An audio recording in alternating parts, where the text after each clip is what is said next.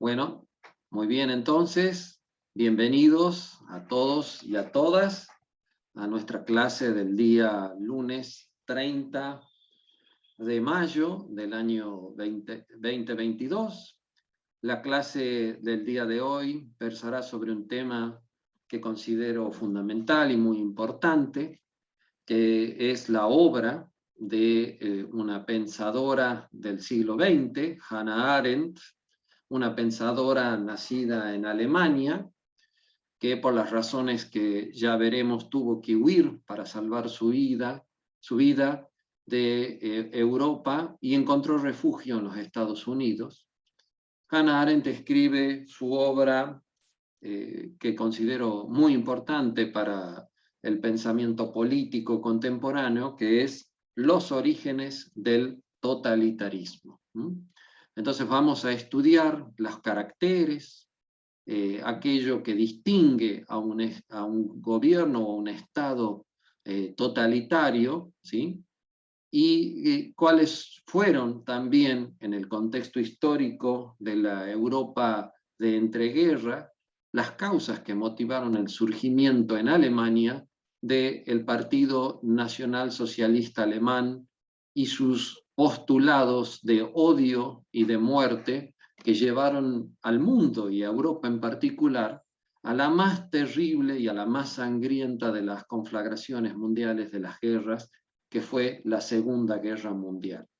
Como les decía, en un momento en el que el mundo y Europa en particular viven nuevamente una guerra sin sentido, me animo a decirlo, pero una guerra donde una de las partes ha expresado como justificación de una agresión y de la invasión del territorio de otra de las partes, justamente el combate al nazismo. Hoy en clases vamos a estudiar justamente cuáles eran los postulados y los principios del nazismo y del nacionalsocialismo alemán. Y ustedes podrán luego sacar sus propias conclusiones acerca de lo que leemos en los medios de comunicación y de lo que vemos en las pantallas de nuestros televisores o de nuestros teléfonos. Disculpen, yo sigo admitiendo a personas para la clase de hoy. Muy bien, como primer lugar voy a empezar a compartir la pantalla.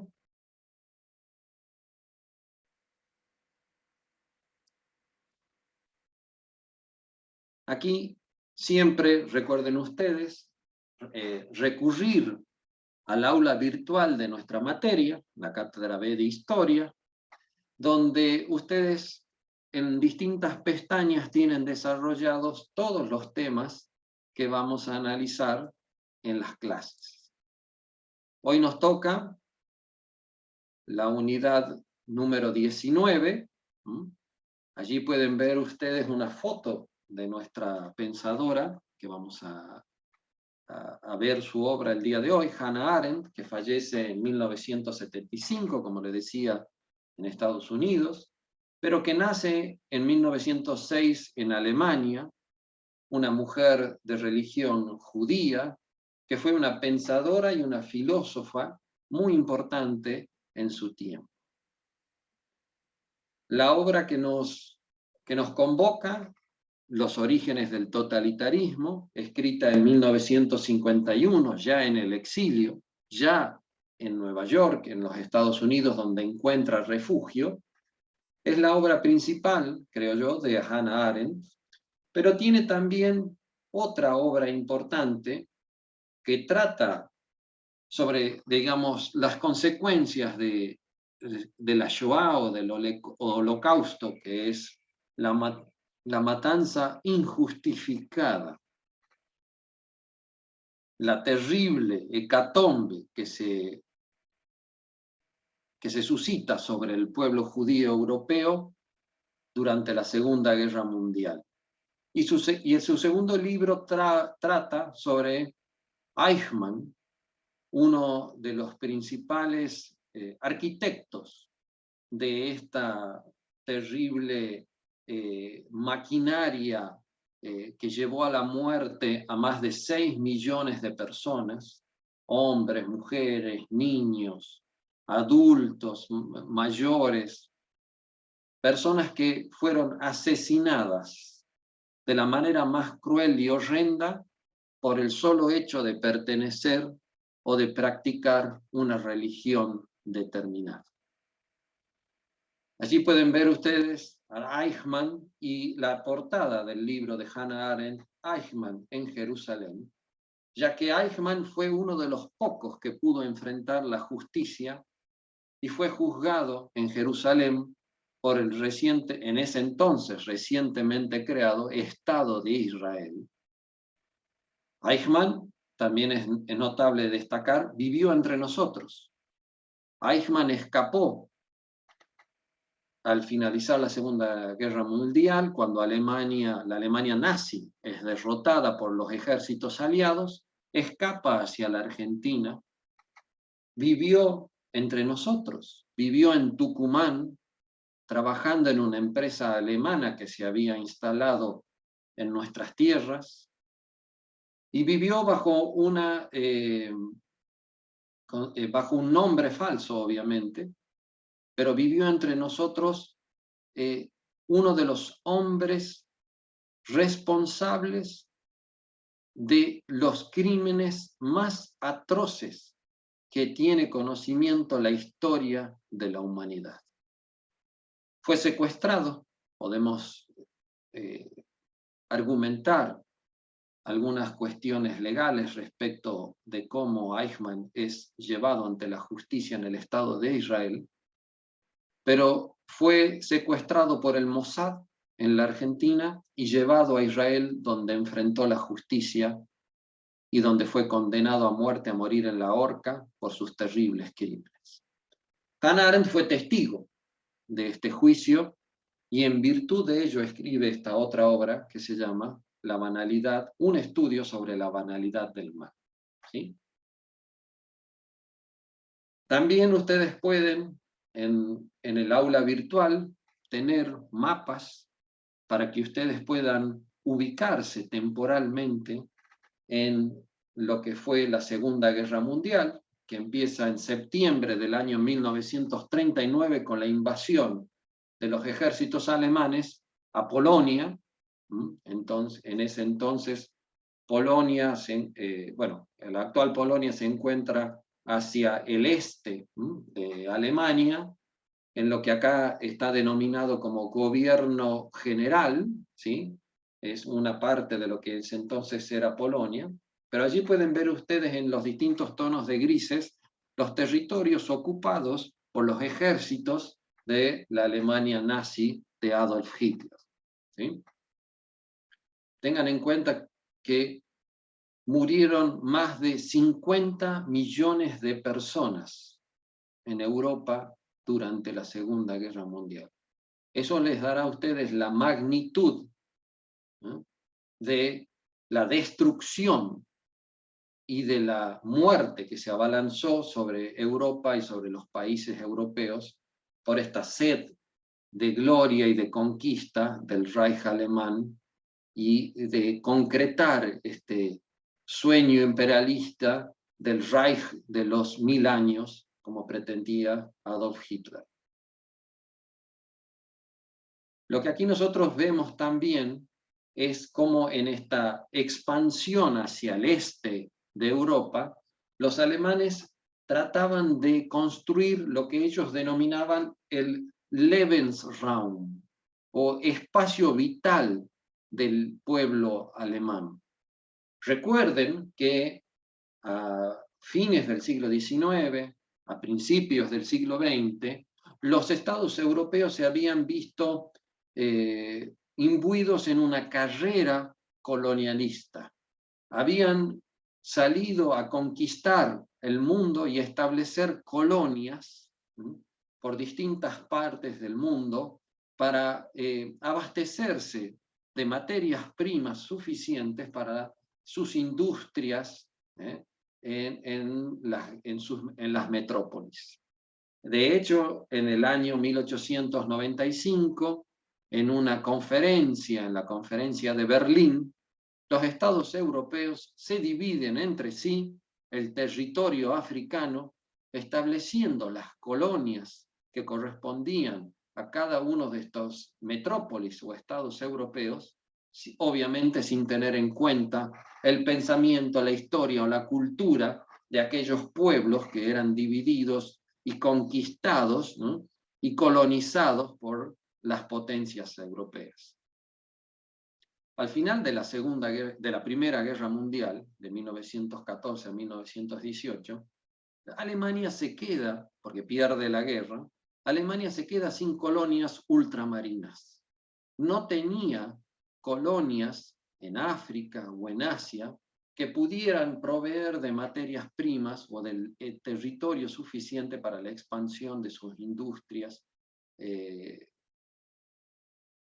Y es por ello que dentro de uno de los principios de la ideología nazi, se preveía esta expansión hacia el este europeo, que es como una conquista de ese espacio vital necesario para la expansión de la Gran Alemania, del Reich alemán.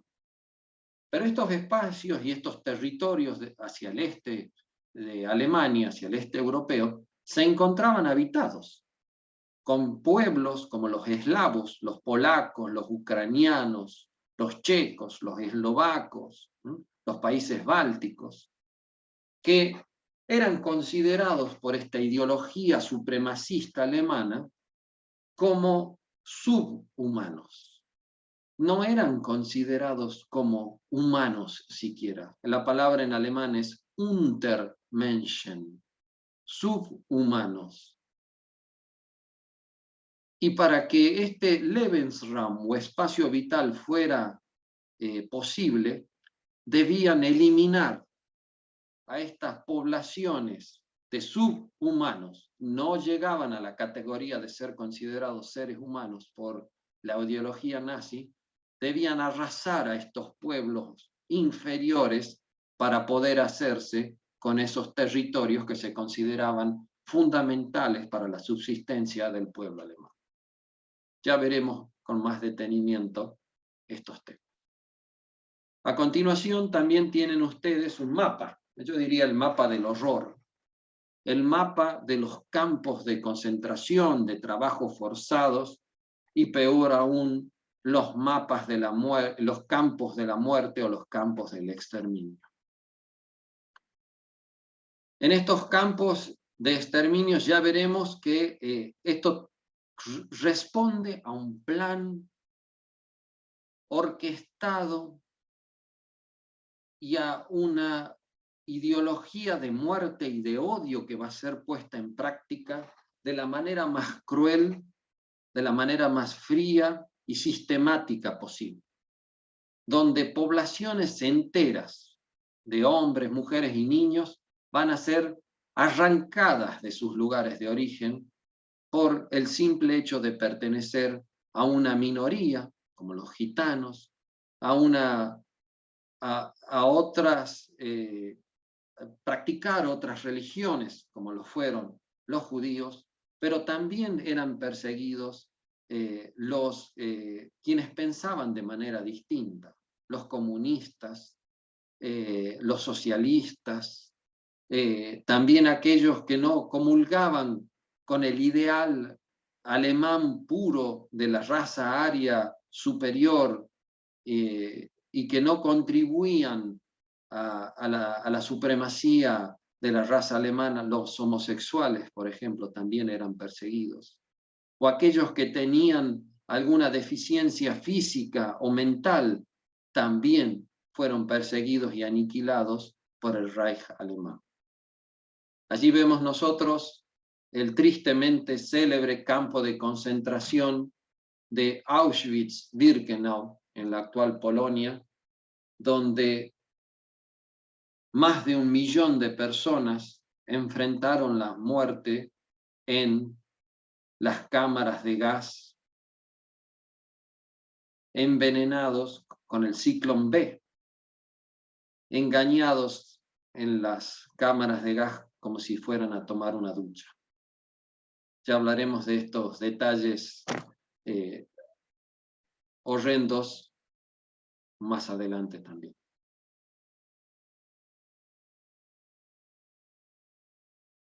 Y luego tienen también el material, un PowerPoint elaborado por mi persona sobre la vida y la obra de Hannah Arendt, y un PDF que también hace un breve resumen sobre la clase del día de hoy. Esto es en cuanto a los recursos que tenemos nosotros en el aula, para que sirvan como guía para ustedes.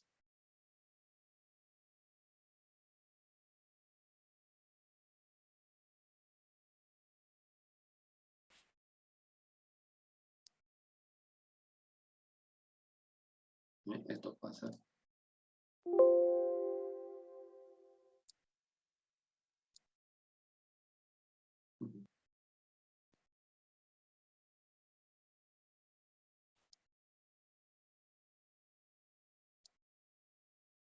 Bueno, vamos a empezar nuestra clase del día de hoy. Allí pueden ver el PowerPoint. Muy bien. Como les decía entonces, Hannah Arendt nace en el año 1906 en la ciudad de Hannover, en el centro de Alemania. En 1924 comienza sus estudios de filosofía en la Universidad de Marburgo, en el estado de Hesse, y asiste a las clases de reconocidos y muy importantes filósofos de su tiempo, como Heidegger, o Husserl, o Jaspers, con quien ella va a tomar clases. Va a estudiar filosofía en la Universidad de Heidelberg también, que es la universidad más importante de Alemania. Se doctora en 1928 bajo la dirección de Karl Jasper con su tesis El concepto de amor en San Agustín, clase que también ya tuvimos la oportunidad de ver sobre San Agustín. En 1929 se casa con el filósofo Gunther Stern, también de origen judío, ¿sí? Hasta que en 1933 llega al poder en Alemania Adolf Hitler y el Partido Nacional Socialista Alemán, donde van a empezar las persecuciones sistemáticas y desde el propio Estado alemán hacia los judíos en la Alemania. Es necesario aquí hacer un pequeño paréntesis para comprender el porqué de la persecución a los judíos bajo la Alemania nazi. Cuando Alemania pierde la Primera Guerra Mundial, que se desarrolla de 1914 a 1918, los aliados, los vencedores de la Primera Guerra Mundial, Francia, Inglaterra, los Estados Unidos, imponen en el Tratado de Versalles, que se firma en 1919 en Versalles, en París, imponen durísimas sanciones a la Alemania derrotada. Sanciones que iban desde la ocupación militar de su territorio, sanciones tremendas en cuanto a los gastos de guerra, a las indemnizaciones que Alemania debía hacer frente con sus arcas, con sus dineros, pagando los gastos de los países vencedores. Alemania, que se regía bajo un régimen monárquico cuasi absolutista, como era el Kaiser Guillermo, va a cambiar su forma de gobierno, va a instaurar una república parlamentaria, la República de Weimar. Weimar, este nombre proviene de la ciudad de Weimar, donde se crea la República Alemana. pero va a ser una república que va a tener una corta existencia, hasta el año 1933-34, cuando el nacionalsocialismo toma el poder en Alemania, y que va a tener dentro de su corta existencia una traumática y problemática existencia también. Conflictos sociales, conflictos económicos, conflictos políticos, van a hacer que la corta vida de la República de Weimar sea muy conflictiva y muy problemática para la sociedad alemana en su conjunto. Alemania va a sufrir el mayor proceso inflacionario de la historia de la humanidad, con una hiperinflación terrible, que va de alguna manera a hacer que el dinero, el marco alemán, prácticamente tenga ningún valor. Allí vemos una imagen de una persona cargando en una carreta los billetes alemanes, de la devaluación del valor de la moneda, y vemos en el centro, vemos un billete de 10 millones de marcos. Tanto era así la devaluación de la moneda alemana. A la izquierda vemos también las constantes y permanentes protestas y marchas que se daban durante la República de Weimar, que debía soportar los achaques y las críticas de comunistas, socialistas o los partidos de derecha que trataban de atacar la propia existencia de esta joven república. Y allí pueden ver ustedes un mapa de la Alemania posterior a la Primera Guerra Mundial, cómo su territorio es dividido para que, y ocupado por demás fuerzas. Hacia el norte, Dinamarca recupera territorios que había perdido en el siglo XIX. Hacia el este, Polonia vuelve a existir como nación independiente luego de estar subyugada bajo el poder del Imperio Alemán y del Imperio Ruso. Y hacia el oeste vemos todo lo que sería la cuenca del Ruhr, la cuenca carbonífera por excelencia de Europa, donde se extraía hierro y carbón, que va a ser ocupada por los ejércitos aliados de Francia e Inglaterra, que van a hacer uso de los recursos naturales que se encontraban en esta región, colocando a Alemania en una situación no solo social, sino económica muy difícil, porque además debía hacer frente a las terribles cargas que los aliados le habían impuesto, como eran el pago, ¿no?, de enormes sumas de dinero como indemnización por la pérdida de la guerra. Y esta situación de permanente y constante crisis social, crisis política, crisis económica, este malestar social imperante en la República de Weimar, es aprovechado por elementos extremistas, por distintos partidos políticos, para atacar, primero para hacerse por el poder en Alemania, pero para atacar también la propia existencia de la República de Weimar. Uno de estos partidos extremistas fue el de Adolf Hitler, el Partido Nacional Socialista Alemán de los Trabajadores. Allí a la izquierda pueden ver ustedes una foto que identifica al Führer, ¿no?, al caudillo del pueblo alemán, y la bandera que identificaba a la Alemania nazi y al partido nazi alemán.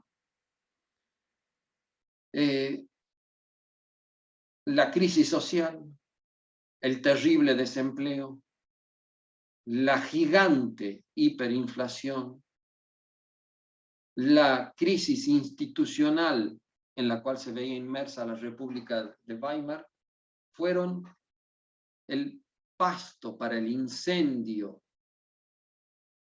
fértil pasto para el incendio del fuego del nacionalsocialismo alemán al momento de hacerse con el poder en la Alemania de entreguerras. Una vez que los alemanes llegan al poder, empiezan a dictar una serie de leyes para atacar a quienes ellos consideraban los principales responsables de la traumática y conflictiva situación por la que atravesaba la Alemania de entreguerras. En esta ideología del odio era necesario encontrar un chivo expiatorio, era necesario encontrar un culpable a los males por los que atravesaba el pueblo alemán. Y para la ideología nacionalsocialista, este chivo expiatorio no fue otro que el pueblo judío. Ellos estaban convencidos, y así lo expresaban, de que todos los males del pueblo alemán y de la sociedad alemana en su conjunto se debían a una conspiración internacional judeo-bolchevique. Recuerden ustedes que en el año 1917 había triunfado en la Rusia zarista, en la Rusia de los zares, en el imperio ruso, la revolución roja o la revolución bolchevique. Los soviets habían tomado el poder. El pueblo había derrocado a los zares que durante siglos habían gobernado a Rusia y habían instaurado el gobierno, una república popular, donde en principio el gobierno era del pueblo, donde se había abolido la propiedad privada, donde se habían abolido un montón de principios y valores que tenían que ver con la sociedad capitalista, la lucha de clases de Karl Marx, como bien todos ustedes ya conocen. Entonces, los alemanes veían en los bolcheviques en el este y en los judíos a los principales responsables de la crisis social, económica y política que vivía Alemania, y a los principales enemigos del pueblo alemán que trataban de impedir este resurgir de la Alemania de ese entonces. Y es así que en esta tratar de encontrar o tratar de echar culpas a los judíos, ¿no?, y a esta conspiración internacional judeo-bolchevique, se van a aprobar determinadas leyes racistas, leyes que van a tratar de separar a los alemanes de estas minorías que eran consideradas responsables de todos los males que ocurrían en Alemania. Es así que a partir del año 1935 empiezan a aprobarse leyes como la Ley de Ciudadanía del Reich y la Ley para la Protección de la Sangre y el Honor alemanes, que supusieron otra cosa que la imposición de medidas sociales de separación de los que el nazismo consideraba los alemanes puros, ¿no?, de todas aquellas cuestiones impuras que hacían más que contaminar la pureza de la raza.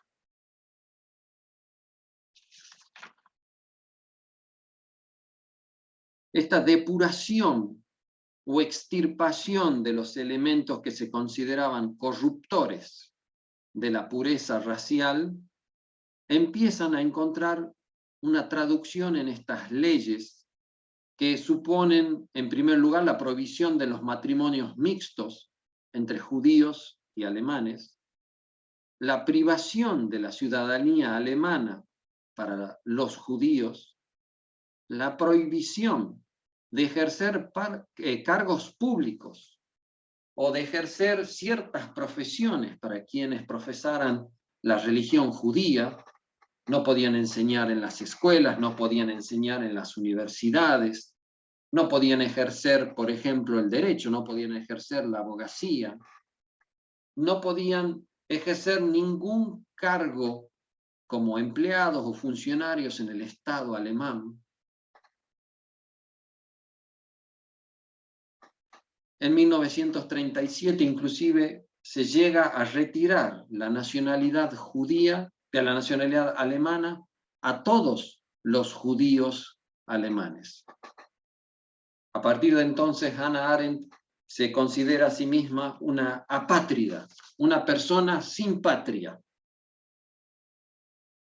En 1940, tras la ocupación alemana de Francia, huye a los Estados Unidos, se establece en la ciudad de Nueva York, donde empieza a escribir sus principales obras. Tan solo en 1951, ya finalizada la Segunda Guerra Mundial, obtiene la nacionalidad estadounidense Hannah Arendt.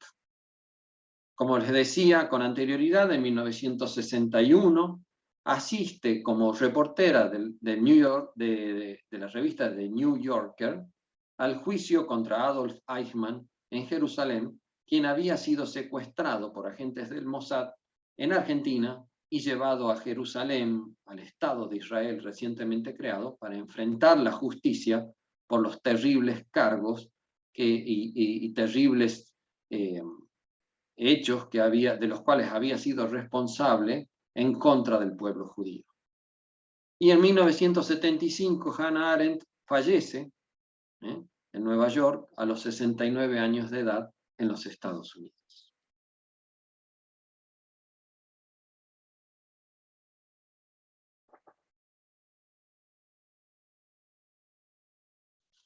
¿Cuáles eran estos principios del nacionalsocialismo alemán que lo llevan a convertirse en esta ideología del odio y de la muerte, que son el origen de los terribles acontecimientos que suceden durante la Segunda Guerra Mundial? En primer lugar, el modelo que copia la Alemania nazi de Adolf Hitler es el modelo de la Italia fascista de Benito Mussolini. Es decir, un Estado totalitario, una ideología totalitaria, donde el Estado era todo, el centro de la vida de los ciudadanos. Este Estado totalitario que centraliza la vida de los ciudadanos representa los ideales y los valores del pueblo. Y este Estado centralizado, fuerte, totalitario, necesita la guía también de un único líder. Este líder, podríamos decir, cuasi mesiánico, que va a guiar los destinos del pueblo. Este caudillo, el Führer, este caudillo o líder fuerte, que es además infalible. El Führer, el caudillo, no se equivoca. Conoce a su pueblo y sabe lo que a su pueblo le conviene y sabe infaliblemente qué es lo que el pueblo necesita y hacia dónde debe guiarlo. Los individuos, las personas individuales, se encuentran absolutamente sometidas a este interés superior, a este espíritu superior de la comunidad. Este espíritu del pueblo alemán, que es encarnado por la figura del Führer, este caudillo infalible que nunca se equivoca, va a tratar de instaurar el Reich de los 1000 años. Ein Tausendreich, el Reich de los 1000 años, que va a gobernar los destinos no solo de Alemania, sino del mundo entero, y que está destinado a la conquista y a la expansión territorial, no solo del Lebensraum que vimos con anterioridad hacia el este de Europa, más la conquista del mundo entero, porque el Reich alemán está gobernado por una raza superior, y esta raza superior está destinada a gobernar y a conquistar el mundo entero.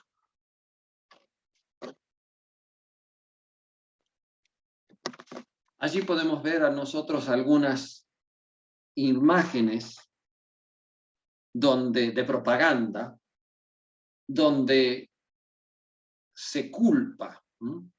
Allí vemos nosotros a esa persona con rasgos exagerados, intencionalmente exagerados, que tiene la estrella amarilla, ¿no? Como esa marca, como esa letra escarlata que lo distingue, ¿no? Con las palabras Jude, judío, a quien ese dedo acusador señala como el culpable de la guerra. Y a la par vemos otra panfleto de propaganda del nacionalsocialismo alemán, donde vemos a ese joven ario, ¿no? Que representa los ideales de pureza racial, ¿no? Con esos cabellos rubios y ese porte importante, ¿sí? Que lleva además la bandera del nacionalsocialismo alemán, y que dice: luchen por el Führer y por el pueblo. Los estudiantes alemanes luchan por el Führer y por el pueblo. El lema del nacionalsocialismo alemán era Ein Volk, ein Führer. Un pueblo, un caudillo.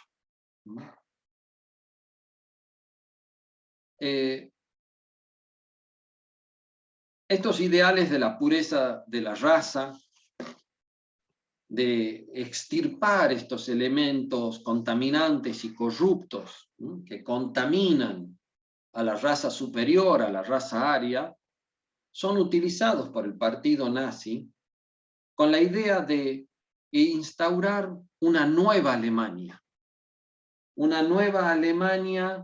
fuerte, triunfadora, pura en su cultura, pura en su raza, pura en sus ideales, con la intención de amalgamar a las masas, al pueblo alemán, y encontrar un enemigo común. Reunir a todas las masas descontentas por las crisis económicas, sociales y políticas. Reunirlas en pos de un objetivo de una nueva Alemania y con la intención de echarle la culpa de todos los males a una única causa, que eran el pueblo judío y el bolchevismo. Esta cultura del odio contra el judío y el rojo, el comunista, quienes conspiran, activamente conspiran y atentan contra el destino de una Alemania única, unida, próspera, que está destinada a la conquista del mundo, va a ser el origen, esta cultura del odio, de la Segunda Guerra Mundial y de los terribles acontecimientos que acontecen durante este tiempo en lo que el mundo conoce como el Holocausto o la Shoah, la hecatombe. Aquí ya vemos nosotros algunas de las características fundamentales de lo que es el Estado totalitario. Y ya nos adentramos en la obra de Hannah Arendt. La obra, Los orígenes del totalitarismo, está dividida en tres partes. Una primera parte que trata sobre el antisemitismo y los orígenes del antisemitismo en Europa. Una segunda parte que trata sobre el imperialismo. Y una tercera parte que trata, y que diría que es la que más nos interesa en este aspecto de la historia del pensamiento político, sobre el totalitarismo. Donde Hannah Arendt va a describir y a caracterizar por primera vez en la historia lo que constituye un Estado totalitario. ¿Cuáles son sus caracteres? ¿Qué es aquello que distingue a un Estado totalitario? A un Estado absoluto. ¿Por qué decimos Estado absoluto? Porque controla absolutamente todos los aspectos de la vida de sus ciudadanos. Tanto la vida pública como la vida privada. Se ven sometidas a la voluntad de este Estado totalitario. Controla la vida de las personas, absolutamente. La forma de gobierno es una forma de gobierno absoluta, pero ya no hablamos como en el siglo XVIII de un monarca absoluto. Aquí hablamos de una entidad, un Estado absoluto, un Estado totalitario, la misma palabra lo dice, que engloba todos los aspectos de la vida de sus ciudadanos y que está guiado por este líder mesiánico, este líder o caudillo, en este caso el Führer alemán. Este Estado totalitario basa su poder en un aspecto, el terror.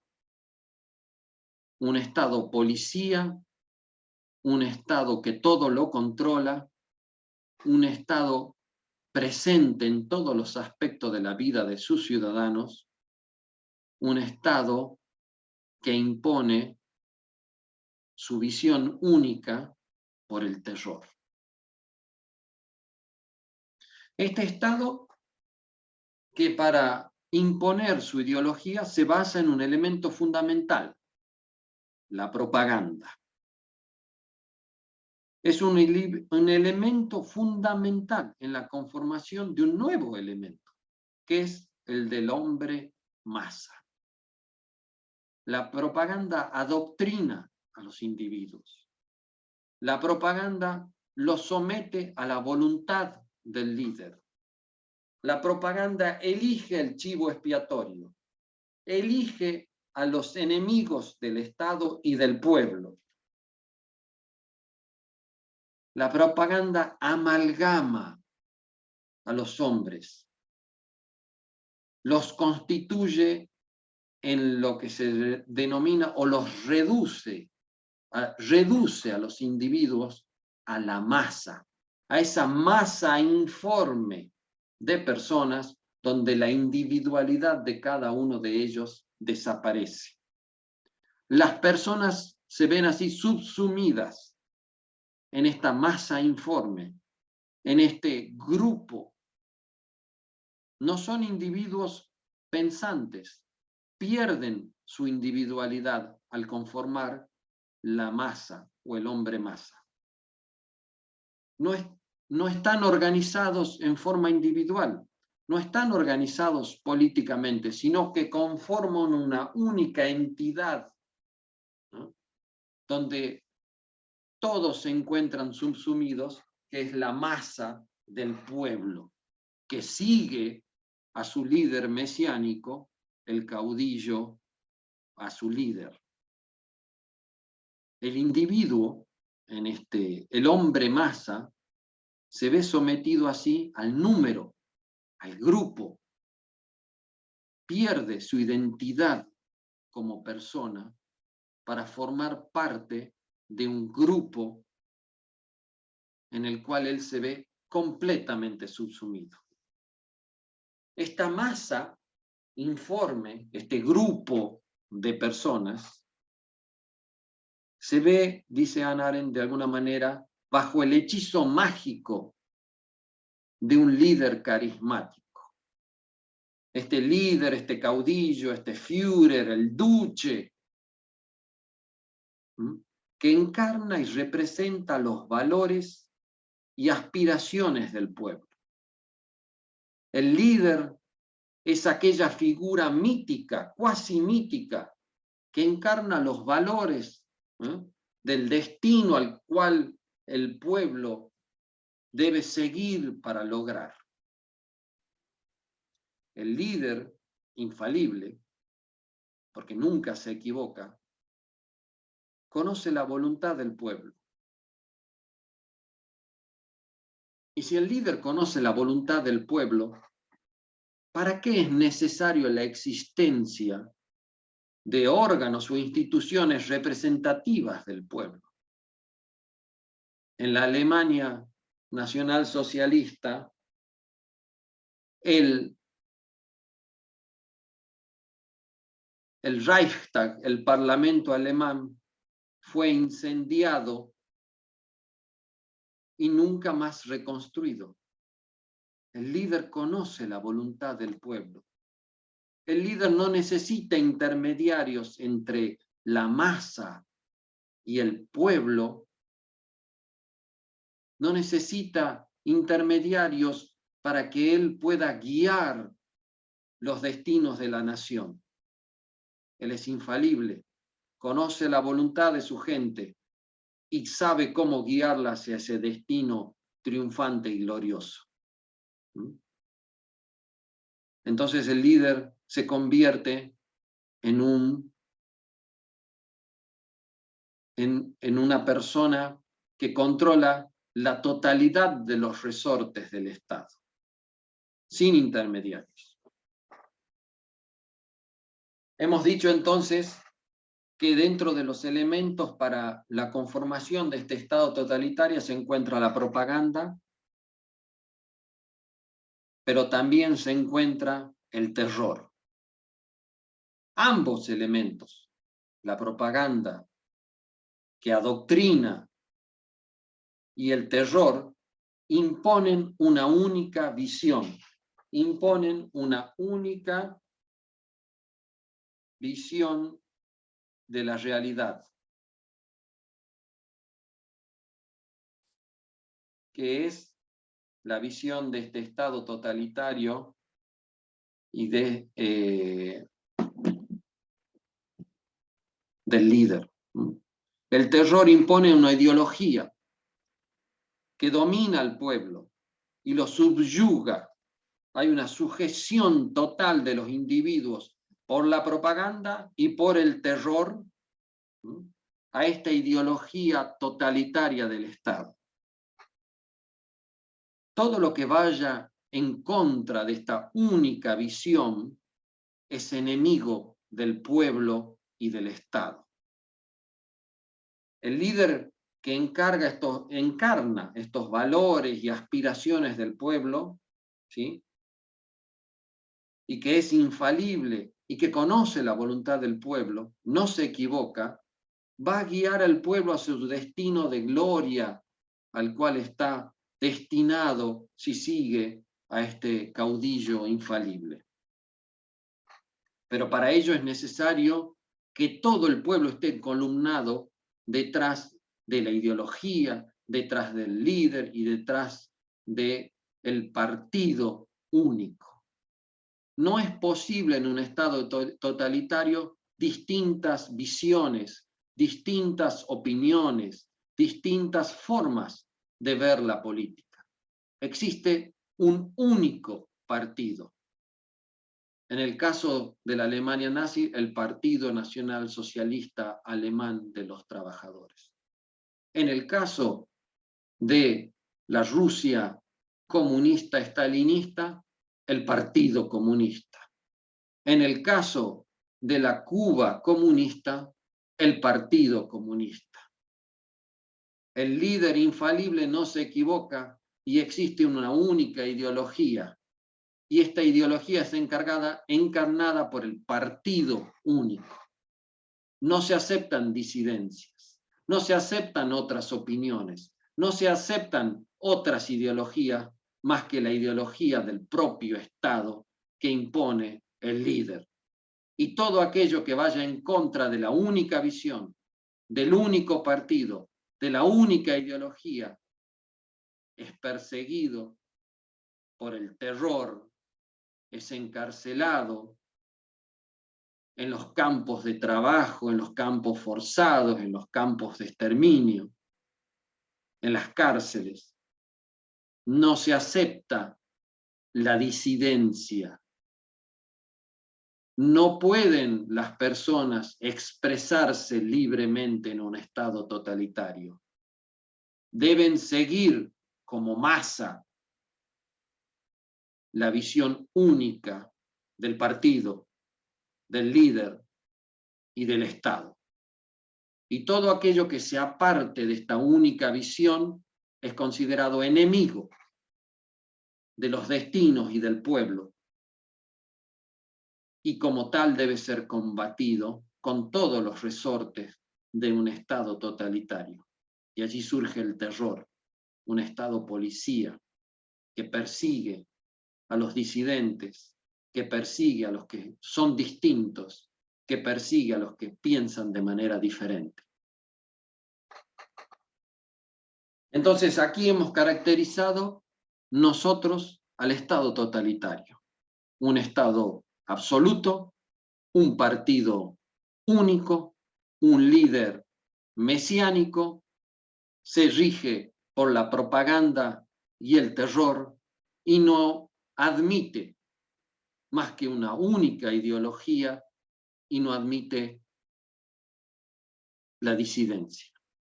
Y no admite tampoco la existencia del libre pensador o los de los individuos, sino que se encuentra conformada por el hombre masa y no por individuos. Entonces aquí Hannah Arendt magníficamente nos da los elementos para que podamos nosotros, a partir de entonces, determinar si vivimos en un Estado democrático o en un Estado totalitario. Y estos son los elementos que ustedes con la sana crítica, críticamente y con su libertad de pensamiento, deben aplicar a la hora de determinar si un Estado es totalitario o un Estado es democrático. Un Estado donde no se permite la disidencia y esta es perseguida y los librepensadores encarcelados y no existe la disidencia sino un partido único y donde no se admite una voz más que la del líder infalible, donde se rigen por el terror y un Estado policía y la propaganda. Saquen entonces ustedes sus propias conclusiones si en este siglo XXI no existen estados totalitarios, aún lamentablemente entre nosotros.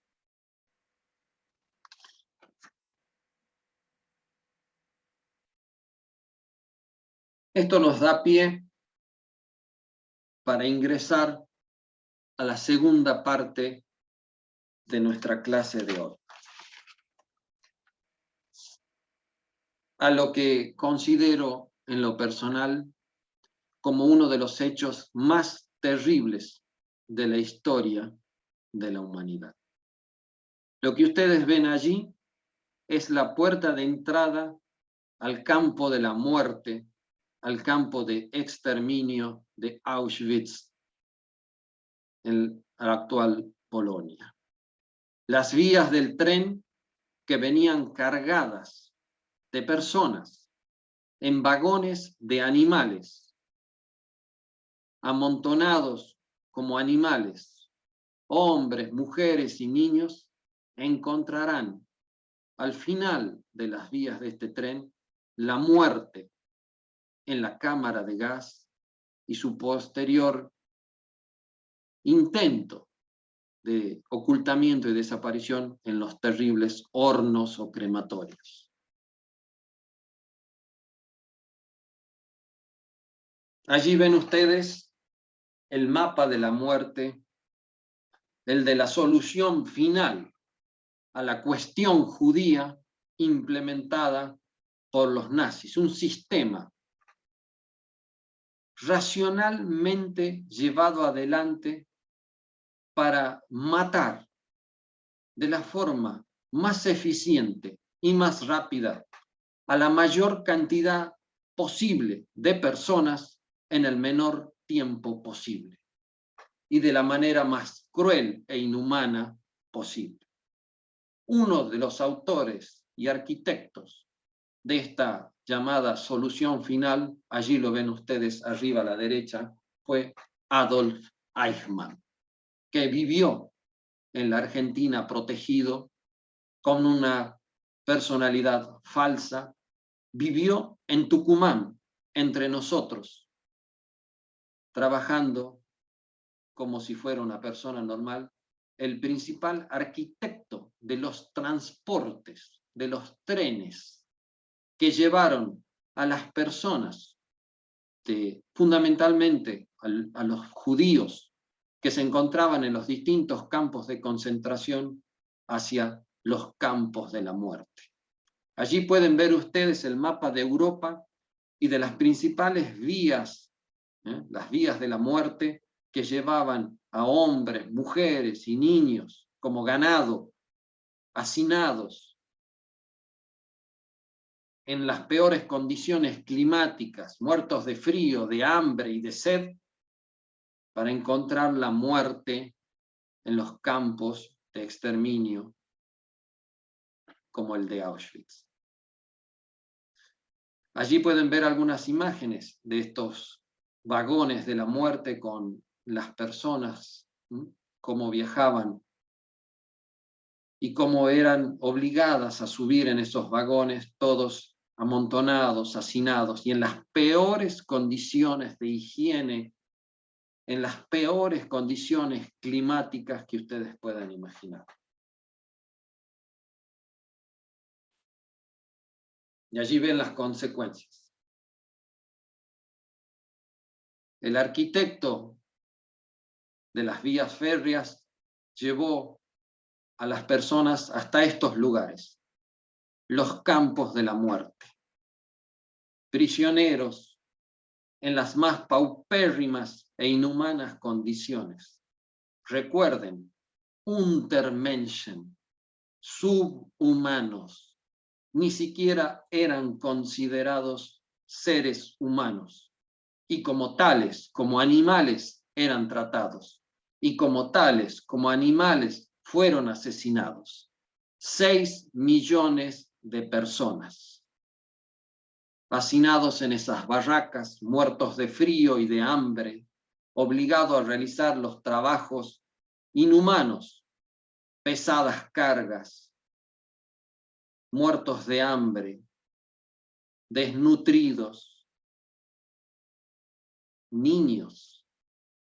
Miren ustedes los niños cómo eran conducidos a las cámaras de gas para ser exterminados, borrados de la faz de la tierra, por el simple hecho de pertenecer a una religión, a una raza distinta. Untermenschen, judíos, gitanos, homosexuales, comunistas, disidentes, prisioneros de guerra rusos, eslavos de todas las nacionalidades, polacos, ucranianos, lituanos, simplemente por no pertenecer a la raza superior, por no entrar dentro de los estándares de la raza aria pura, superior, destinada a gobernar y a regir los destinos del mundo, debían ser exterminados de la forma más rápida e inhumana posible.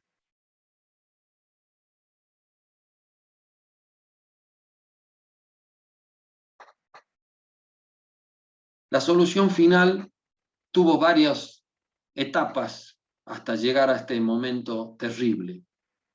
Uno de ellos fue la creación de los denominados guetos.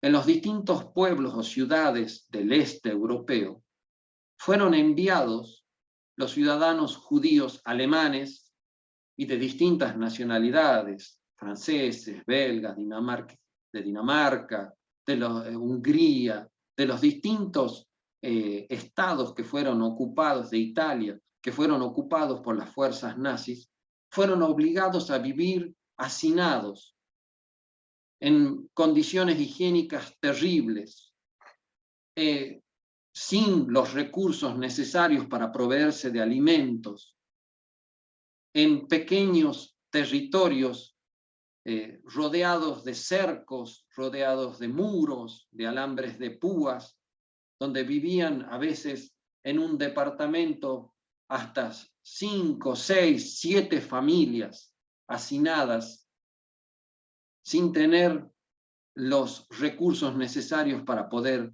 alimentarse adecuadamente. Los guetos donde fueron encerrados para morir de hambre, dejados para morir de hambre, los judíos y estas personas, fueron lugares horribles. Y los alemanes, al ver que la guerra avanzaba y que esta forma de exterminio no era lo suficientemente rápida o eficiente bajo sus estándares, y al ver que empezaba a tomar fuerza la ofensiva del Ejército Rojo desde el este, idean lo que ya vimos, la solución final y el traslado de la eliminación de los guetos y el traslado de los sobrevivientes hacia los campos de exterminio. Allí pueden ver ustedes también el estigma que eran obligados a llevar en sus ropas todos los judíos, que era la estrella amarilla con la palabra Jude, judío. Si un judío se cruzaba por la calle con un alemán de raza aria, era obligado a bajarse de la vereda a la calle y a dejar pasar a la raza superior con la mirada gacha, la mirada fija en el piso, para poder después continuar su marcha. Y si no lo hacía, sacándose el sombrero, era apaleado, golpeado, inclusive hasta la muerte, por esta falta de respeto, podríamos decir, para la raza superior, la raza aria. Fueron innumerables y crueles los métodos utilizados por los nazis para asesinar a miles y millones de personas. Y por último les dejo algunos testimonios, porque increíblemente existen entre nosotros las teorías negacionistas de que el Holocausto y la Shoah nunca sucedieron, nunca acontecieron. Y los testimonios de los sobrevivientes, muchos de ellos que viven y vivieron entre nosotros en Argentina, refugiados huyendo de Europa y de la guerra. No quisiera terminar esta clase sin poder mostrarles el video sobre los sobrevivientes que vivieron en nuestro país y que creo que para todos ustedes será muy interesante de conocer y que todos deberíamos de alguna manera conocer.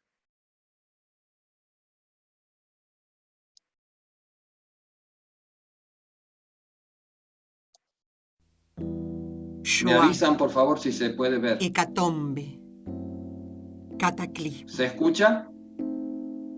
Todo quemado. Miradas, sonrisas, millones de poesías sin escribirse, desarraigadas y ultrajadas, desde el corazón y desde la memoria. Shoah es la palabra que se usa para describir la aniquilación de 6 millones de judíos, entre ellos 1,5 millones de niños, durante la Segunda Guerra Mundial. Por el solo hecho de ser judíos, les esperaba el exterminio. 6 millones de vidas truncadas. 6 millones de almas perdidas en el humo de los hornos, donde incendiaban sus cuerpos. Todo quemado. Generaciones enteras, ancianos, niños, hombres y mujeres. Todo quemado. Les quitaron el pelo, la ropa, la dignidad, las ganas de vivir. todo quemado. Mujeres sometidas a cruentos experimentos. Madres a quienes les quitaron sus hijos de los brazos y sintieron como el ser humano es capaz de volverse inhumano. Todo quemado, menos la esperanza. Algunas mujeres vivieron, se hicieron fuertes en las sombras y dieron luz. Estas son las madres de la vida, que hoy nos cuentan por qué resistieron y qué les dejó la Shoah más allá del profundo dolor. Estas son las mujeres de la Shoah, de la hecatombe, del cataclismo, del gran desastre de la historia. Estas son las mujeres de la fuerza, de la construcción, de la entereza, de la dignidad. Estas son las mujeres que pudieron desarrollar una nueva y honorable vida. Dicen que las mujeres somos el sexo débil. Yo creo que somos el sexo fuerte. Historias que vienen de un tiempo lejano. Mujeres marcadas a fuego en el cuerpo y en el alma por la memoria de un dolor imborrable. Su testimonio llega hasta nosotros como el eco vivo del pasado, y en sus palabras entrecortadas gritan las voces de millones de mujeres que, como ellas, vivieron el despojo, la degradación, el terror, el infierno del Holocausto.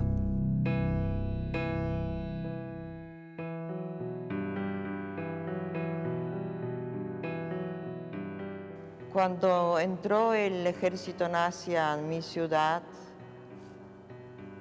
a los pocos días empezaron a salir decretos, primeramente que no podíamos más ir al colegio, mis padres no podían más trabajar en su profesión, quedábamos recluidos en nuestros hogares, no teníamos derecho de caminar por la vereda, sino por la calzada, con la estrella amarilla de David en pecho y espalda. La comida se racionalizó muchísimo, empezó el hambre, toque de queda hasta las 4 de la tarde.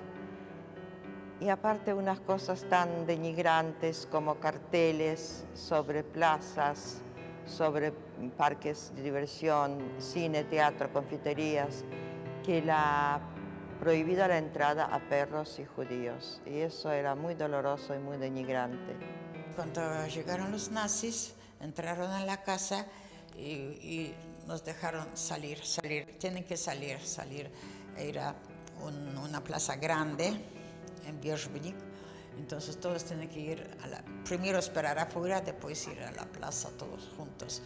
Me impresionó mucho, yo estaba abajo, vivíamos en el segundo piso, estaba abajo sentada y los caballos tenían unas patas tan grandes, nunca vi unas patas tan grandes de caballos que entraron.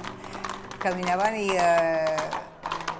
me sorprendí, me agarró como un miedo, no sabía qué es, pero un miedo. Quien tenía libreta para trabajar, por acá, y quien no tenía libreta, para allá, por otro lado. Bueno, yo tenía libreta, mi hermano tenía libreta, entonces estuvimos separados, los hombres aparte, las mujeres aparte, sí. Teníamos mucho miedo del ejército nazi por los discursos de Hitler, que era un gran orador y gritaba, y no había televisión, pero había radios, y ya en 1938 y eso había altoparlante en las calles que difusaba el gran discurso de él, que iba a conquistar todo el mundo, va a ser una era para 1000 años bajo el gobierno alemán, y teníamos miedo. Cuando empezaron a bombardear Varsovia, y yo me acuerdo que estaba con mi papá y yo le gritaba en polaco: papá, son nasze, quiere decir son nuestros que están haciendo maniobras. Y después se vio que una casa cae, otra casa bombardean. Entonces nos dimos cuenta que no es nada de Nashe, de nuestros. Esta fue una invasión justamente de los alemanes. Como la guerra no va a tardar mucho, 2 meses a lo sumo, los aliados no van a permitir. Entonces me quedé. Y los alemanes exigieron que la población que quedaba en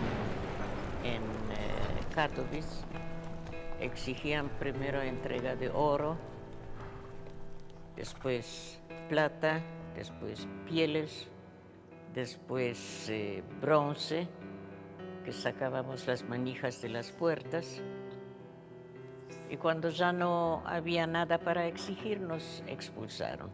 De día fue bombardeo y las bombas de fuego, que eran las chispas que tenían esta azufre. Entonces cuando tiraban una bomba de esto azufre, entonces estallaba por todos lados y prendía fuego en todos lados.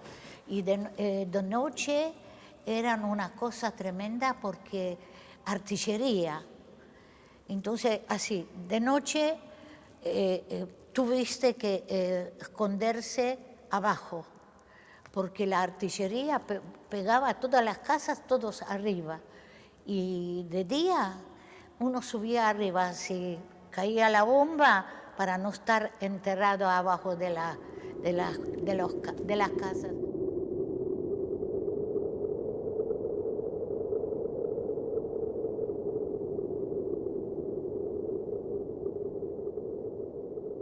El gueto fue un barrio judío pobre, muy pobre. Ahí vivían los judíos que eran zapateros, algunos sastres, todos, la gente muy humilde. Y el gueto eran unas pocas manzanas que fueron amuralladas y arriba estaban para que no poder pasar el alambrado de púa. Hoy les damos 100 cuadras. Tienen que salir de su casa con una mochila en la espalda y tienen que irse en otro lugar.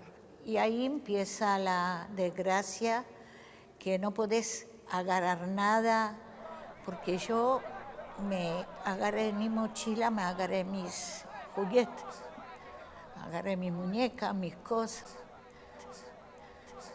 Nos daban un lugar muy chico para ocupar, ya no tenemos la casa con los dormitorios. Por ejemplo, en un departamento de 3 ambientes nos metíamos 6, 7 familias, porque no había lugar.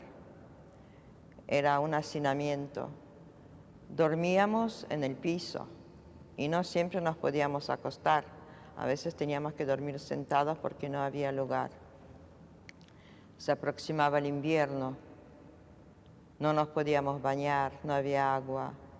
Lo primero que se sentía mucho era el hambre.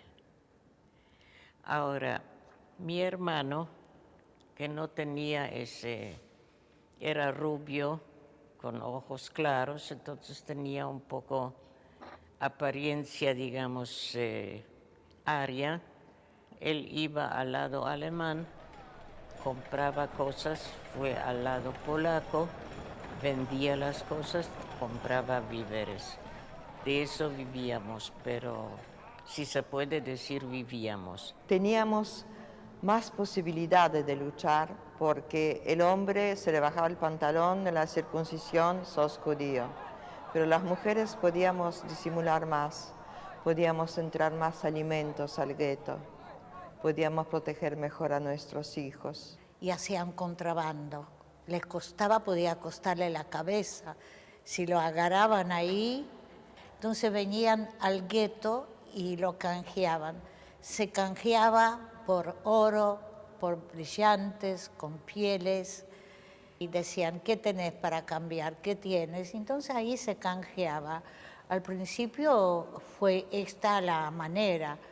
Después que los nazis agarraron, hicieron muros, no tengo idea, muros posiblemente de 1 metro y 2 metros de alto, y lo terminaban con vidrio. Las mujeres éramos muy solidarias y cuando conseguíamos la comida, por supuesto, la compartíamos con nuestra familia, pero siempre había alguien a quien había que ayudar y a quien había que darle algún pedazo de algún alimento. Empezaron las razias, entraban los jeeps con los alemanes buscando niños para llevarlos, buscando a los abuelos. Cada departamento o cada edificio de departamentos tenía como una especie de búnker, que es como un escondite, que se disimulaba en una habitación. Se sacaba la puerta a la habitación, se la cerraba dejando solamente un pequeño orificio abajo, casi al ras del piso, y se ponía un ropero para que lo tape. En este búnker donde estuvimos escondidos, había un chico que lloraba cada rato. Y entonces la gente dijo que la señora salga con el chico porque nos van a matar a todos. Y ella subió, dijo que va a subir con el chico. Dejó el chico en la casa y se vino sola. Y ya no se podía hacer nada porque ya se escuchaba los pasos y los alemanes caminar. El chico lo mataron contra la pared, les daba lástima gastar una bala.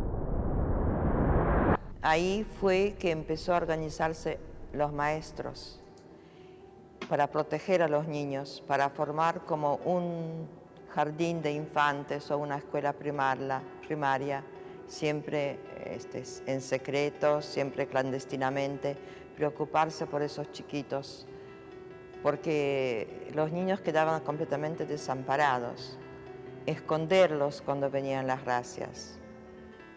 Y estos chiquitos iban en la calle pidiendo limosna, pidiendo con la foto de mamá, de papá. Miren qué lindo, yo tuve mamá, mi papá. Y ya están muertos ahora. Nosotros tenemos nuestra cucharita, tenemos nuestra ollita, no pedimos nada, dennos un poquito de comida, nos morimos y así todo el día en el gueto. Y cada día eran más muertos,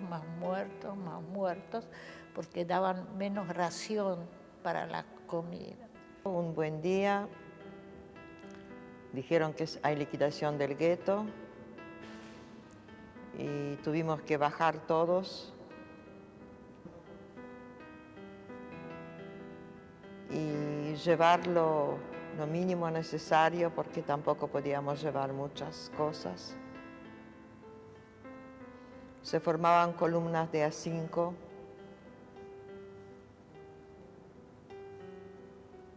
Y por última vez traspasamos los muros del gueto y creo que era septiembre, hacía ya frío porque es el otoño.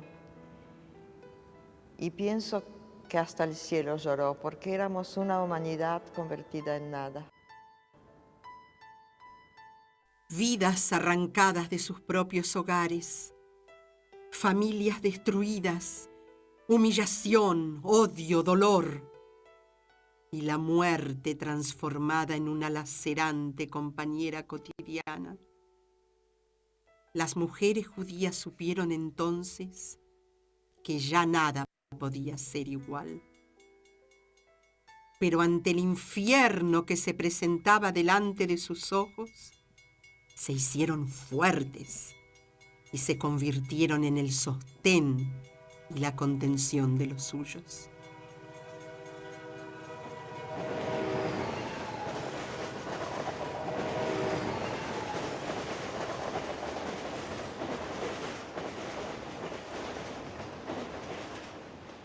Nos llevaron hombres y mujeres y niños que todavía habían quedado y abuelas abuelas de 55 años, no mayores, a un lugar que era un cementerio que se llamaba de la Rosa.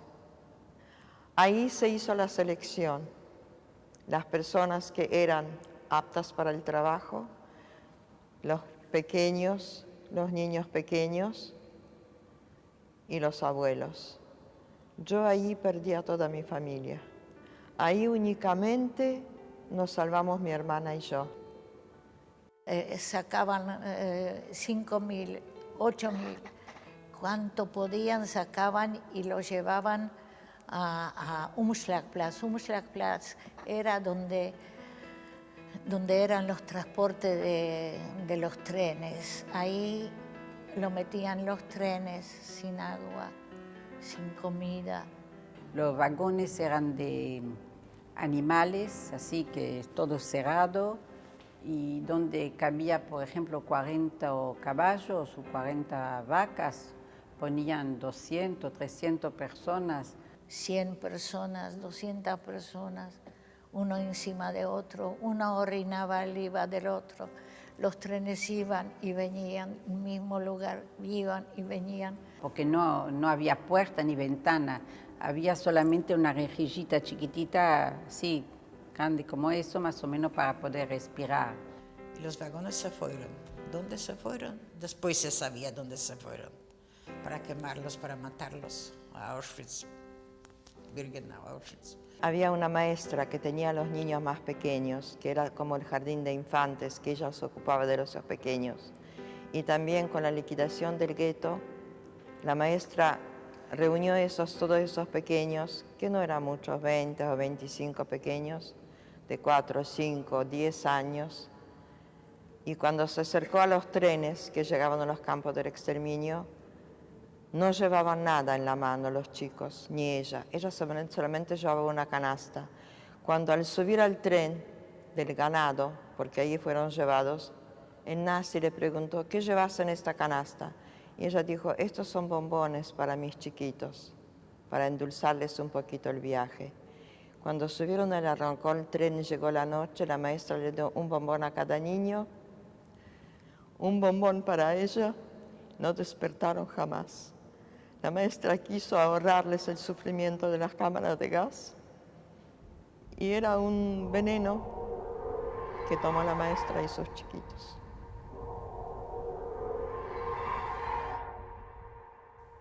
Hermano, ¿tú también permaneces todo el día con una pala en las manos? ¿No es todavía mediodía? ¿No tiene la arena fin? ¿O tú también, como yo, arrastras pesadas piedras? ¿Te duele también la espalda? ¿Te arden también las piernas? Pero tú eres hombre y estás acostumbrado a duros golpes. Yo soy más débil y mi cuerpo ya ha tenido hijos. ¿Qué piensas tú de la vida de nuestros hijos? ¿Seguirán los golpes y las celdas de castigo amenazando siempre? Pero seguimos adelante con esperanza y firmeza en el corazón. Yo en Ravensbrück, tú en Sachsenhausen, en Dachau o en Buchenwald. Un día cuando pedían la gente para trabajo, mi hermana decía, vamos, salgamos de aquí, vayamos a las columnas que van a los campos de trabajo. Entonces nos salimos de ahí y nos llevaron a un campo de trabajo que era también cerca de Riga, era Dinaberg. Era un campo de trabajo donde vivíamos en las barracas. Ahí trabajamos las mujeres, no había hombres, las mujeres solamente. No se pegaba, no había, digamos, que era norma de pegar a los trabajadores, porque nos necesitaban. Nosotros hacíamos el trabajo de los hombres que fueron a la guerra, digamos. Entonces nos necesitaban. Pero tenían una forma tan sutil de denigrar, de querer denigrar. No hay trabajo que yo no hice. Hice granadas, hice aviones, hice municiones, hice canalizaciones, sacaba mierda de los baños. Nos contaban todos los días, a la mañana, a las 6 de la mañana, teníamos que salir, todo se llamaba Appell en alemán, y nos contaban y les contaban si estábamos todos, después veían quién murió, quién falleció, quién está enfermo, a quién hay que fusilar, a quién hay que... Era eso, así que salir al campo de trabajo, donde no había ese método, donde nos trabajábamos y como todavía éramos útiles, de alguna manera no nos trataban con tanta crueldad y estábamos en peligro de muerte. No había cámaras de gas ni crematorios. Teníamos un pan de 1 kilo para 5, que más o menos era así. Después a la mañana un brebaje negro que no sabíamos por qué lo llamaron café. Al mediodía una sopa que no sé por qué, no había nada, había agua caliente. Y eso era todo. Nosotros sabíamos lo que estaba pasando en los campos de exterminio de Auschwitz, Majdanek, Treblinka. Sabíamos, entonces teníamos muchísimo miedo todos de que pensábamos que era nuestro último momento. Y cuando entramos a las duchas y empezó a salir agua, el agua helada, nos abrazamos todos y nos lloramos de alegría tal vez, o de alivio, pero pensábamos todavía no nos llegó el momento. De ahí salimos y nos tiraban las ropas rayadas y nos llevaban a las barracas donde había 3 pisos de los camastros esos. No había ni siquiera un poco de paja, eran los camastros de madera.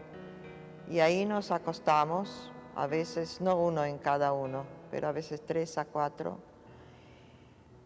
Y así pasamos en ese campo 3 meses. Y tuvimos que desvestir primero, aparte de los hombres, aparte de las mujeres, cortar el cabello. Liso, así lisito. Todas las mujeres primero cortar el cabello.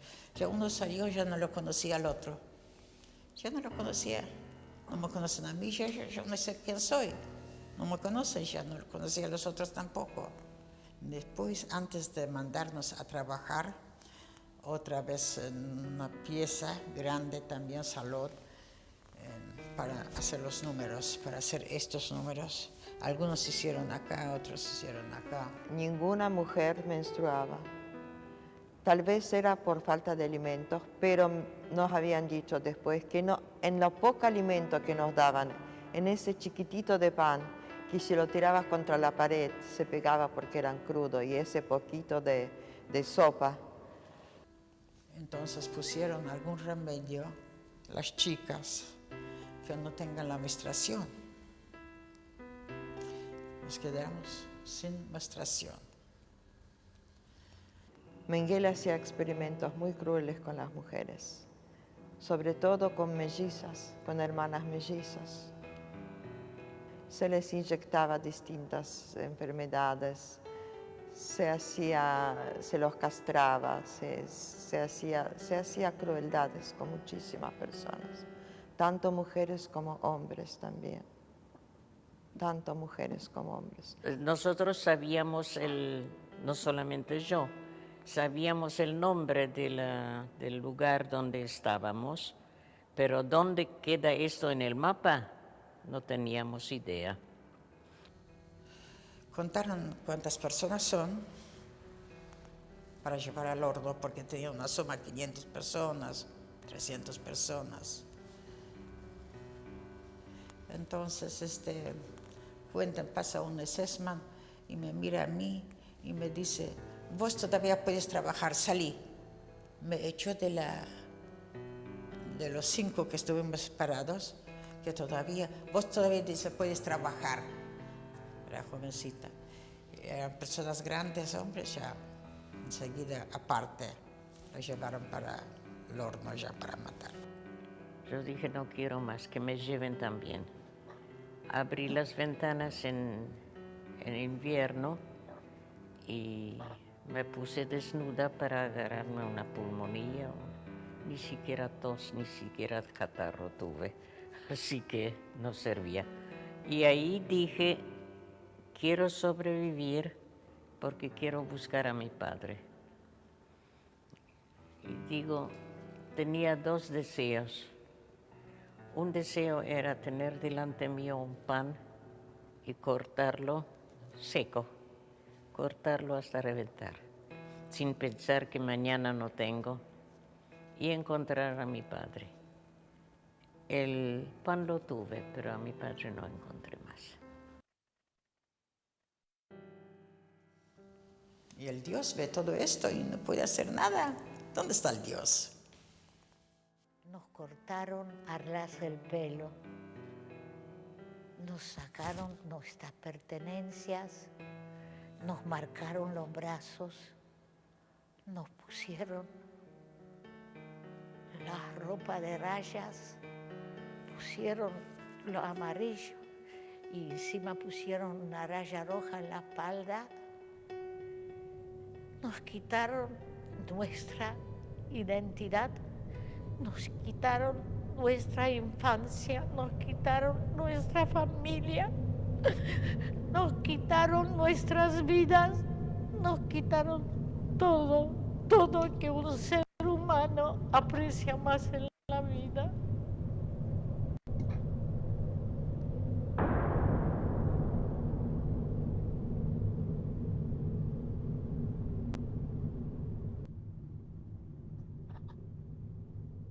Frente a ese mundo de horror y muerte, surgieron rebeliones individuales y grupales. Estudiaban, enseñaban, rezaban, cuidaban de los suyos. Sobrevivir era resistir contra tanta crueldad. Asimismo, muchas mujeres participaron en la resistencia clandestina con gran valentía y arriesgaron sus propias vidas para salvarla de tantos otros.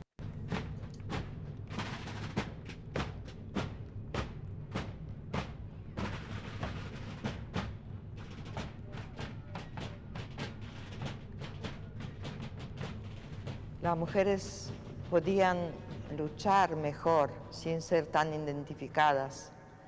En los bosques, en la resistencia, las mujeres podían ir a los pueblos a pedir un poco de comida, no ser tan reconocidas como judías. El rol de la mujer era muy importante y muy fuerte. Creo que las mujeres eran muy valientes durante la ocupación.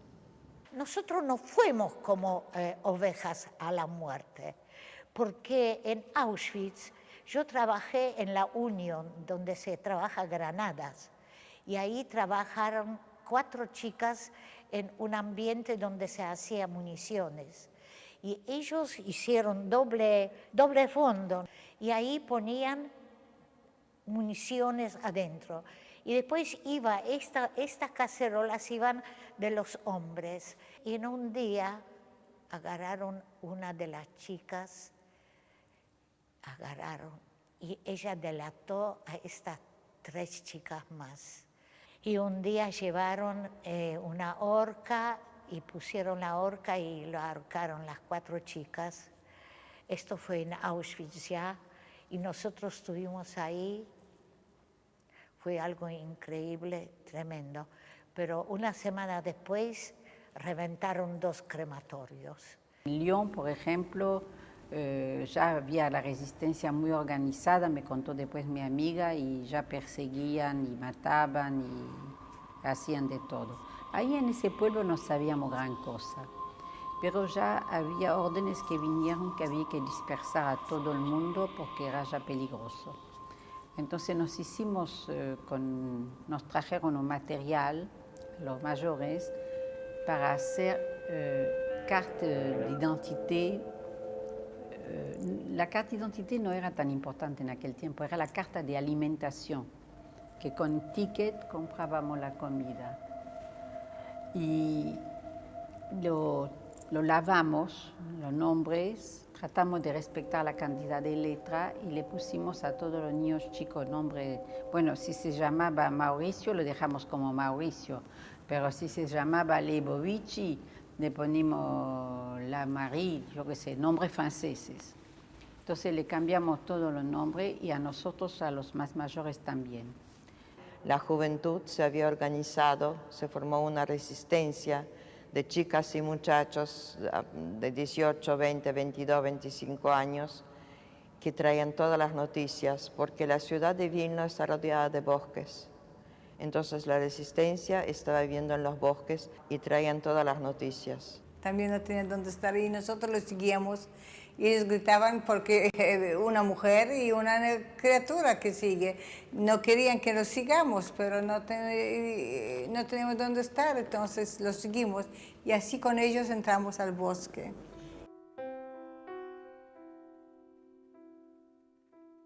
En el bosque de Escarcisco, el eco soporta mi canción atormentada y los árboles oscilan a su ritmo cantando conmigo.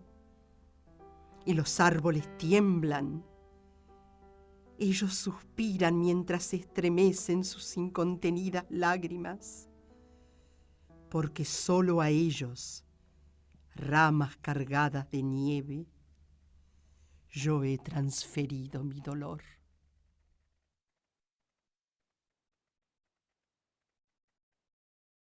Éramos 70 personas. Mi madre traía el agua allá, llegó el invierno, yo estaba descalza, porque cuando escapábamos del gueto, perdí mi zapatito. Mi madre tenía unos trapos y se puso los pies los trapos. Mi madre traía el agua, había un bosque que nos dio mucha suerte en el sentido que era 10 kilómetros de largo y 5 de ancho, entonces amplio era, podíamos escondernos. Entonces llegó un avión muy de noche con lamparitas eléctricas en un descampado, le hacían señas donde podía, no bajó el avión, tiró por paracaídas, mensajes, armas, plata para distribuir. Bueno, yo lo único que tenía que hacer esa noche era rápido juntar el paracaídas y hacer desaparecer la cosa lo más rápido posible. Ahí fue que entré en la resistencia realmente.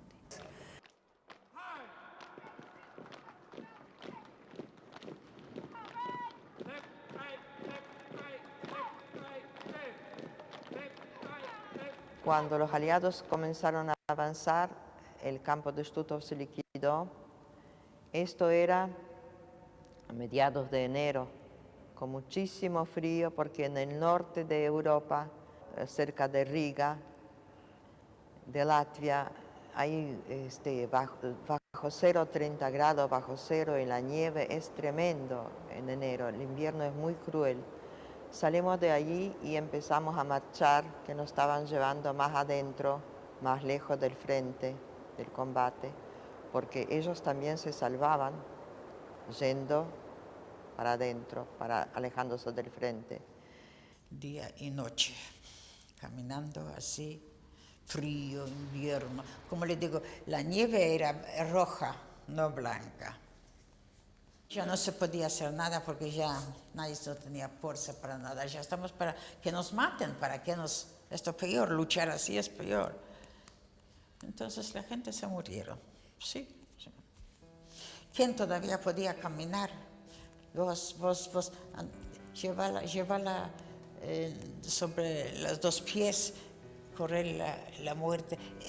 Ir a pozos, pones la gente en los pozos. A mí me llevaron, otros los que todavía vivían, pero ya no se podía, ya no había fuerza. Ya que no podía caminar, se quedó.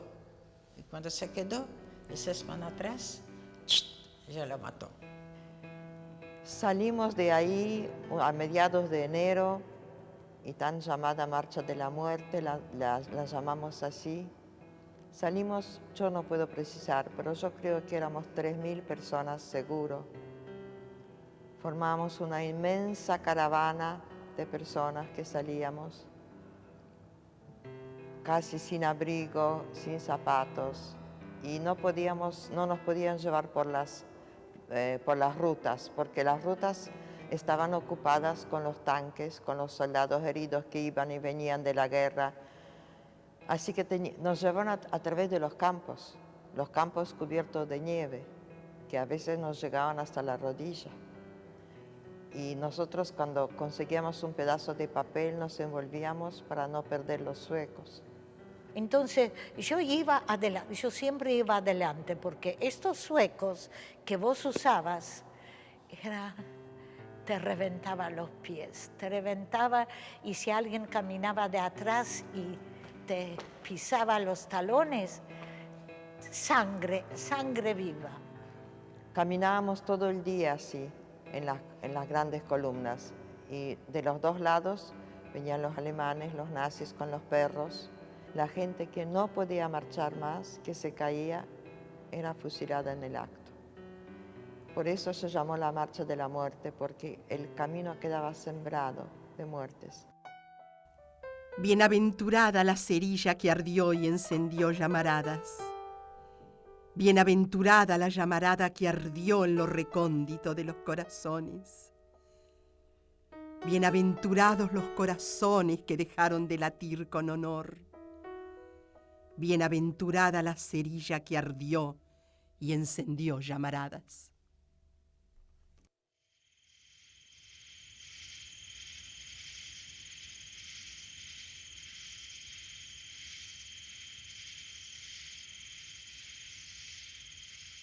Y éramos tan cansadas y teníamos tan bajo peso que caminábamos durmiendo.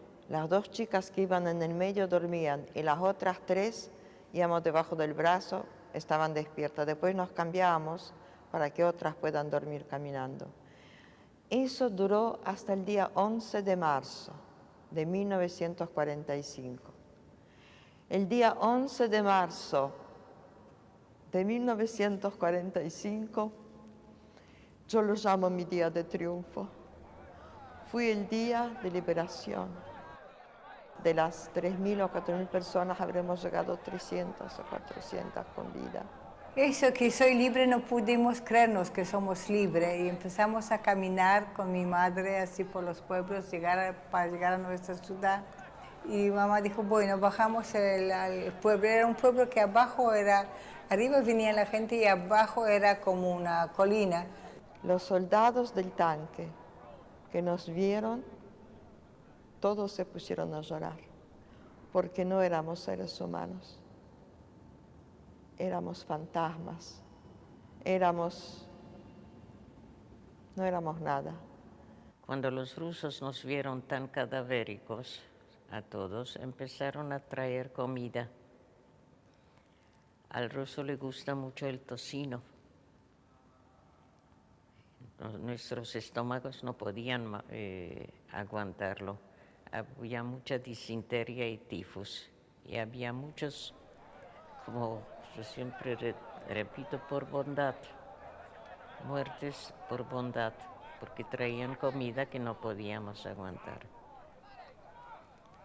Y cuando nos dijeron, abrieron los portones y dijeron, están libres, pueden salir, instintivamente todos que estábamos en el patio íbamos para atrás, porque para poder salir de ese portón, pasar ese portón, era algo tan increíble que no, ahí atrás espera alguien y algo va a pasar.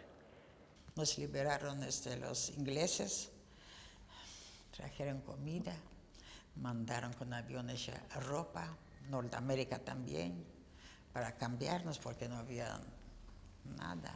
Entonces nos dieron ropa para vestirnos y nos dieron comida, sí. Y enseguida sí.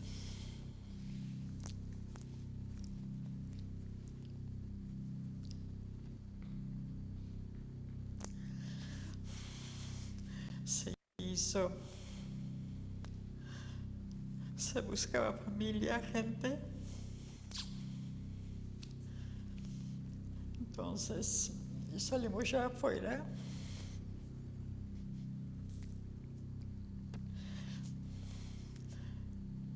Que anotaron los nombres. Hicieron los diarios, quien tiene familia que nos busque.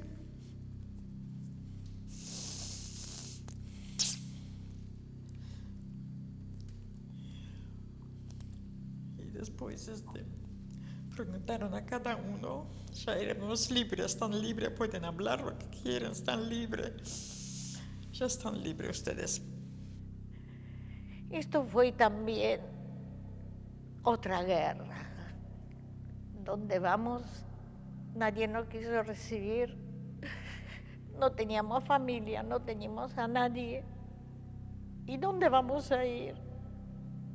Ya no nos interesaba ya la vida, no tenemos nada, no somos nada y ya está. Yo sé lo que es la vida, yo aprendí lo que es la vida. Ellas vivieron. Todavía sienten el olor del pasado. El frío alambre de púas les vuelve a recorrer la piel cada vez que recuerdan los rostros y cuerpos marchando hacia la muerte. Hoy nos muestran aquel mundo a través de sus ojos. Ojos llenos de horror. Ojos llenos de vida. Y como un grito desesperado que surge desde las sombras, estas mujeres nos mostraron su dolor, que es también el dolor de aquellas que no pudieron contarlo, con la única misión de mostrarles al mundo que la Shoah, el Holocausto, es una marca imborrable de la barbarie por la que el ser humano es capaz de someter a otros cuando el odio, el racismo y la xenofobia lo dominan.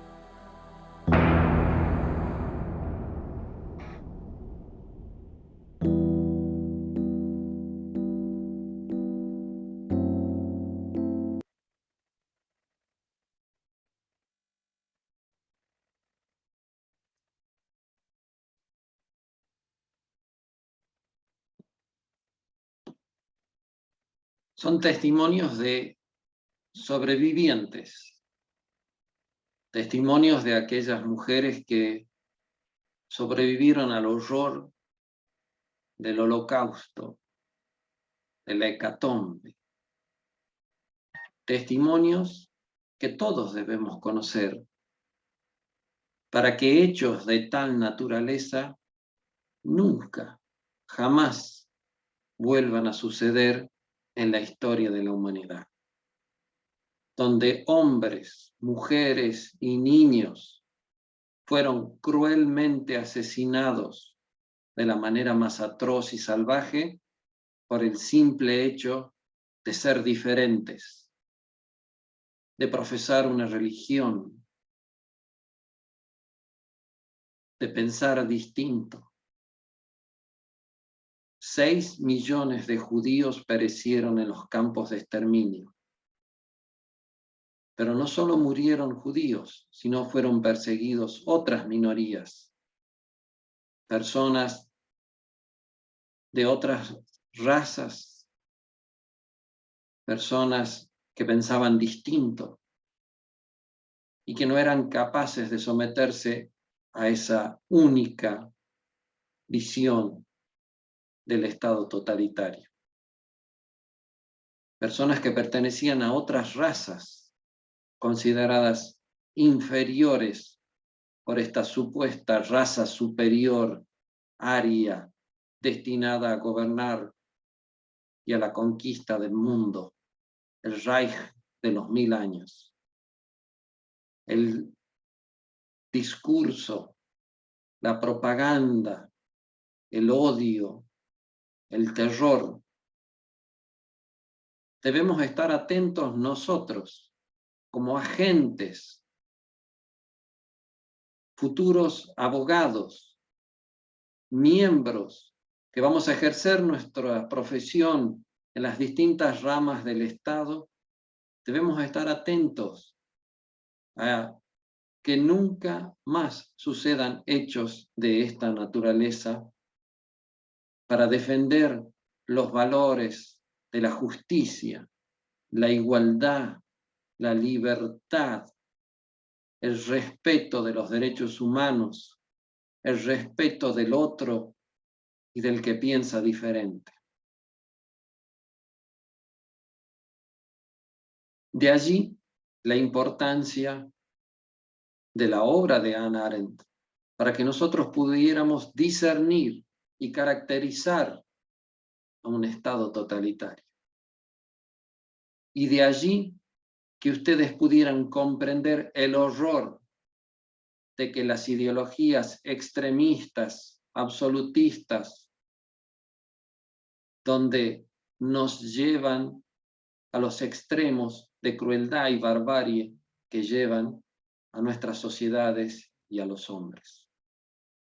Para que ustedes pudieran comprender que hombres comunes, como Adolf Eichmann, que se describía a sí mismo como un simple técnico que cumplía órdenes, son capaces de las mayores atrocidades que el mundo ha visto y ha conocido.